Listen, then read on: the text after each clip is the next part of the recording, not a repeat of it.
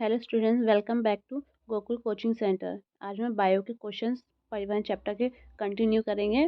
Question है, वाष्पोत्सर्जन क्रिया का पौधों के लिए क्या महत्व है। ठीक है, तो इसमें वाष्पोत्सर्जन के बारे में पढ़ेंगे। इसका आंसर होगा, वाष्पोत्सर्जन क्रिया का पौधे के लिए निम्नलिखित महत्व है। पहला महत्व होगा, वाष्पोत्सर्जन के कारण पौधे के जड़ के द्वारा जल खनिज का अवशोषण होता है। ठीक,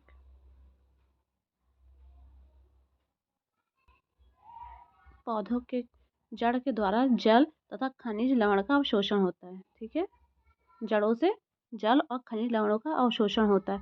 दूसरा है, वाष्पोत्सर्जन के कारण जड़ से पत्ती तक जल स्तर बना रहता है। ठीक है, जल स्तर बना रहता है। और नेक्स्ट कारण है, वाष्पोत्सर्जन के कारण पौधे के शरीर का तापमान नियंत्रित रहता है। ठीक है, नेक्स्ट क्वेश्चन है, मनुष्य में दोहरे रक्त संचरण की व्याख्या कीजिए तथा इसके महत्व पर प्रकाश डालिए। ठीक है, दोहरे रक्त संचरण, तो इसका आंसर होगा, रक्त के शरीर में, ठीक है, रक्त का शरीर में एक चक्र पूरा करने में हृदय से 2 बार गुजरना होता है। ठीक है, रक्त को एक चक्र पूरा करने के लिए हृदय से 2 बार गुजरना पड़ता है। ठीक है, पहला वो शुद्ध रक्त लेके जाती है हृदय से, फिर उसमें दोबारा अशुद्ध रक्त प्रवेश करता है। ठीक है, तो इस तरह से 2 रक्त का चक्र करना पड़ता है। तो इसको आगे देखें किस तरह से ये होता है। इस प्रक्रिया को दोहरा परिसंचरण कहते हैं। ठीक, रक्त का शरीर में एक चक्र पूरा करने में हृदय को 2 बार गुजरना पड़ता है। रक्त का शरीर में एक चक्र पूरा करने में हृदय से 2 बार गुजरना पड़ता है। इस क्रिया को दोहरा परिसंचरण या द्विगुण परिवहन कहते हैं। ठीक है, तो इसमें देखेंगे, जब शुद्ध रक्त फेफड़े से निकलता है तो वह फुफ्फुस शिरा के सहारे हृदय के बाएं अलिंद में प्रवेश करती है। ठीक है, जब शुद्ध रक्त क्या होता है, जब शुद्ध रक्त फेफड़े से निकलता है, ठीक है, फेफड़े से, तो वह फुफ्फुस शिरा के सहारे हृदय के बाएं अलिंद में प्रवेश करती है। ठीक, जब अलिंदों में संकुचन एवं निर्लिय में शिथिलन होती है तो रक्त द्विदलीय कपाट को पार करने हुए बाएं निलय में प्रवेश करती है। ठीक है, क्या कहा इसमें, जब शुद्ध रक्त फेफड़ों से निकलता है, ठीक है, शुद्ध रक्त क्या होता है, फेफड़ों से कहाँ जाता है, फुफ्फुस शिरा के सहारे हृदय के बाएं अलिंद में प्रवेश करता है। ठीक, उसके बाद क्या होता है, जब अलिंदों में संकुचन और निलय में शिथिलन होता है तो क्या होता है, तो रक्त द्विदलीय कपाट को पार करने हुए बाएं निलय में प्रवेश करती है। ठीक है, उसके बाद क्या होता है, जब निलय में संकुचन होती है तो वह 3 अर्धचंद्राकार वाल्व को पार करते हुए महाधमनी के सहारे कोशिकाओं तक चला जाता है। ठीक है, कहाँ चला जाता है, कोशिकाओं के द्वारा शरीर में चला जाता है।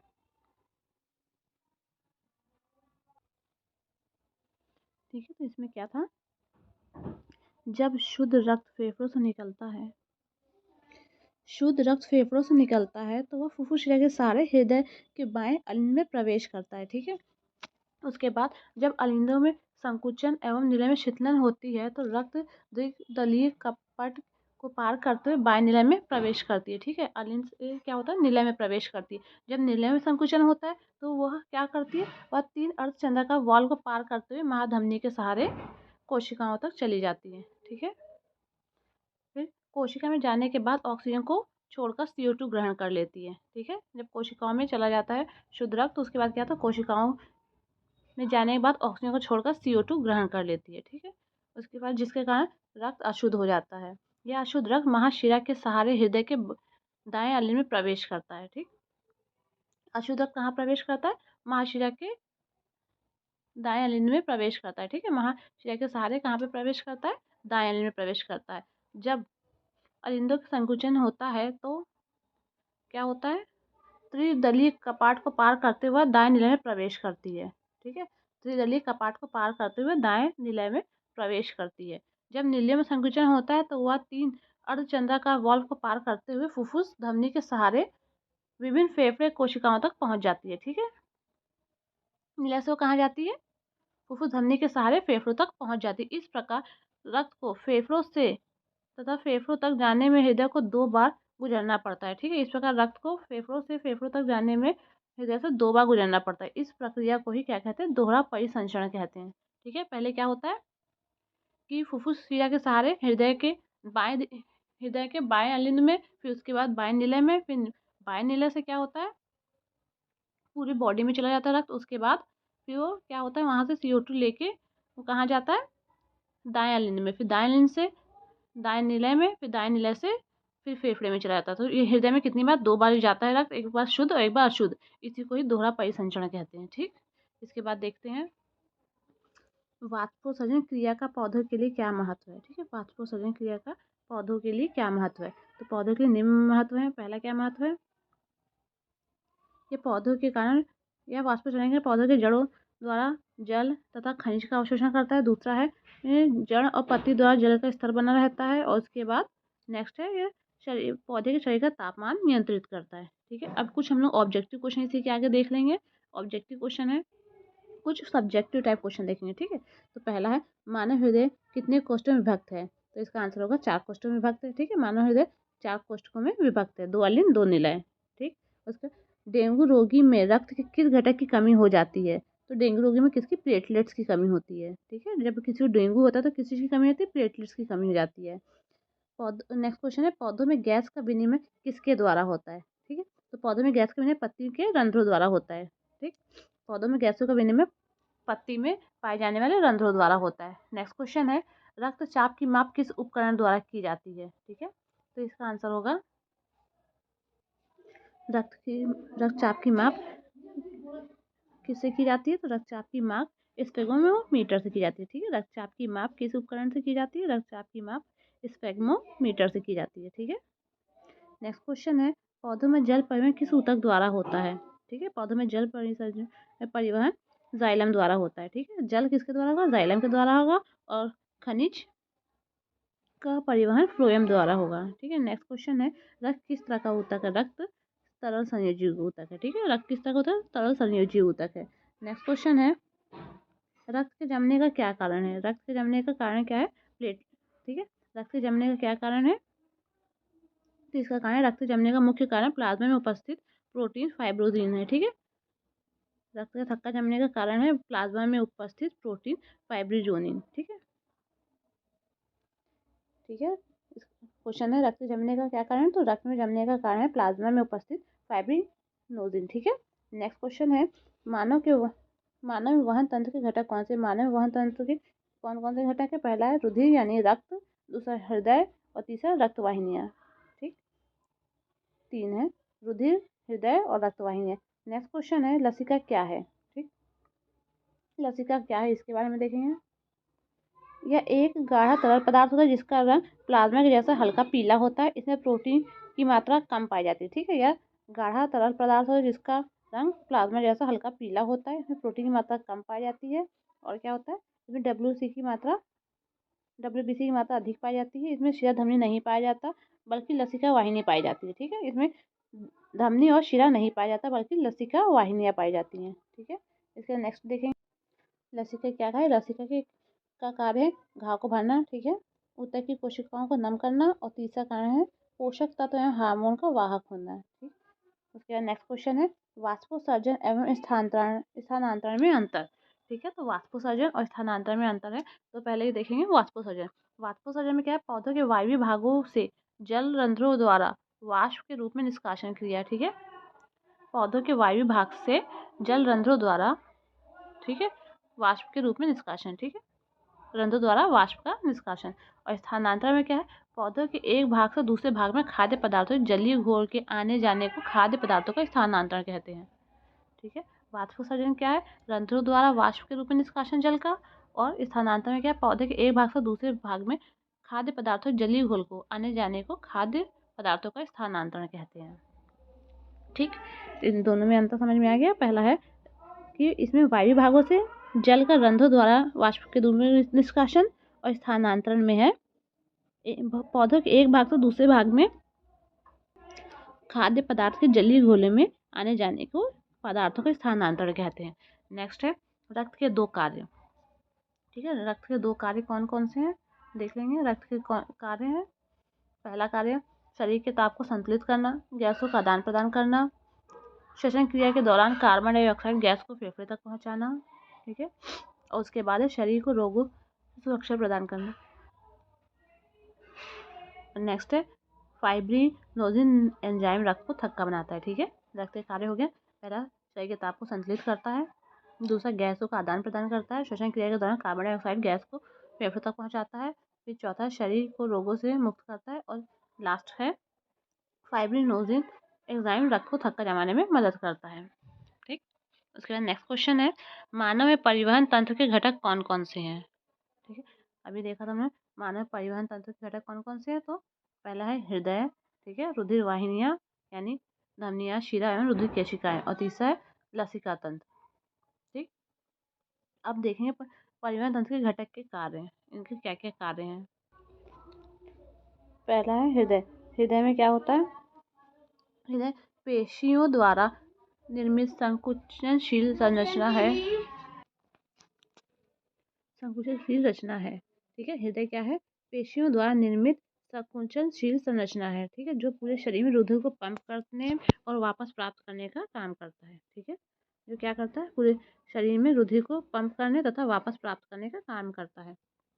दूसरा है रुधिर वाहिनियाँ। ठीक है, उसमें पहला है धमनियाँ। धमनियाँ शुद्ध रक्त तथा ऑक्सीजनित रुधिर को हमारे हृदय से शरीर के विभिन्न भागों तक ले जाती हैं। और शिरा अशुद्ध या विऑक्सीजनित रक्त को विभिन्न भागों से हृदय तक ले जाती हैं। ठीक है, धमनी का काम क्या है? शुद्ध रक्त को पूरे शरीर तक ले जाना। और शिरा का काम क्या है? अशुद्ध रक्त को हृदय तक लाना। ठीक है, नेक्स्ट है शरीर रुधिर केशिकाएं। ठीक है, तीसरा पॉइंट है रुधिर केशिकाएं। रुधिर केशिकाएं, ठीक है, तो इसमें क्या होता है? रुधिर केशिकाएं जो है ऊतकों एवं रुधिर के बीच पदार्थों का आदान प्रदान विसरण विधि द्वारा होता है। ठीक, विसरण विधि द्वारा होता है। नेक्स्ट क्वेश्चन है ऑक्सी हीमोग्लोबिन क्या है। ठीक है, तो इसका आंसर है जब ऑक्सीजन हीमोग्लोबिन से कंबाइन होता है तो उसे ऑक्सी हीमोग्लोबिन का निर्माण होता है। ठीक है, जब ऑक्सीजन हीमोग्लोबिन से कंबाइन होता है या मिलता है तो उससे ऑक्सी हीमोग्लोबिन का निर्माण होता है। ठीक, जब ऑक्सीजन शरीर के अंदर जाने के बाद हीमोग्लोबिन से मिलता है तो उसे ऑक्सी हीमोग्लोबिन कहते हैं। ठीक है, इसको ऐसे भी लिख सकते हैं oxyhaemoglobin, haemoglobin plus oxygen is equal to oxyhaemoglobin. Xylem तथा फ्लोएम में क्या अंतर है। ठीक है, तो इसमें देखें जाइलम और फ्लोएम में क्या अंतर है। तो पहले जाइलम में देखते हैं, यह पौधों में पाए जाने वाला संवहन ऊतक है जो जल का परिवहन करता है। और फ्लोएम में देखते हैं,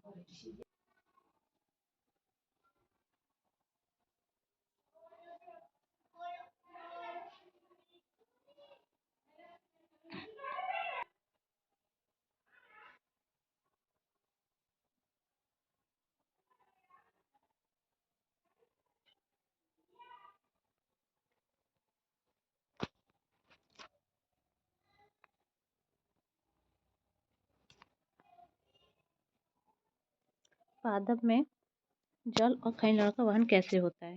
ठीक है, तो इसमें होगा पादप में जल और खनिज लवण का वहन जाइलम वाहिनियों द्वारा होता है। ठीक है, जल का वहन जाइलम वाहिनियों द्वारा होता है। परागण के नियमानुसार मृदा के कणों के बीच उपस्थित खनिज, ठीक है, परागण के नियमानुसार मृदा के कणों के बीच उपस्थित खनिजों का जलीय घोल जड़ों के मूल रोमों में प्रवेश करता है। ठीक है, मृदा के कणों के बीच उपस्थित खनिजों का जलीय जड़ों के मूल रोमों में प्रवेश करता है। ठीक, और इसी प्रकार उच्च सांद्रण से निम्न सांद्रण की ओर बढ़ता है। ठीक है, उच्च सांद्रण से निम्न सांद्रण की ओर बढ़ता है और बढ़ते हुए जाइलम वाहिनियों में पहुंच जाता है। वाष्पोत्सर्जन के कारण उत्पन्न खिंचाव, परासरण दाब एवं कोशिकीय दाब के प्रभाव से जली हुए पौधों के शीर्ष तक पहुंच जाता है। ठीक है, इनमें क्या बताया किसके द्वारा शीर्ष पर पहुंच जाता है? वाष्पोत्सर्जन के कारण उत्पन्न खिंचाव, परासरण दाब एवं कोशिका दाब के प्रभाव में जलीय घोल पौधों के शीर्ष भाग तक पहुंच जाता है। ठीक है, नेक्स्ट क्वेश्चन है परिसंचरण तंत्र से आप क्या समझते हैं। ठीक है, परिसंचरण तंत्र से क्या समझते हैं, तो इसका आंसर है जीव जंतु में विभिन्न पदार्थ जैसे CO2, O2 यानी ऑक्सीजन, कार्बन डाइऑक्साइड पदार्थ, पोषक पदार्थ इत्यादि के परिवहन के लिए जिस तंत्र की आवश्यकता होती है, ऑक्सीजन तथा कार्बन डाइऑक्साइड के पोषक पदार्थ इत्यादि के परिवहन के लिए जिस तंत्र की आवश्यकता होती है उसे परिसंचरण तंत्र कहते हैं।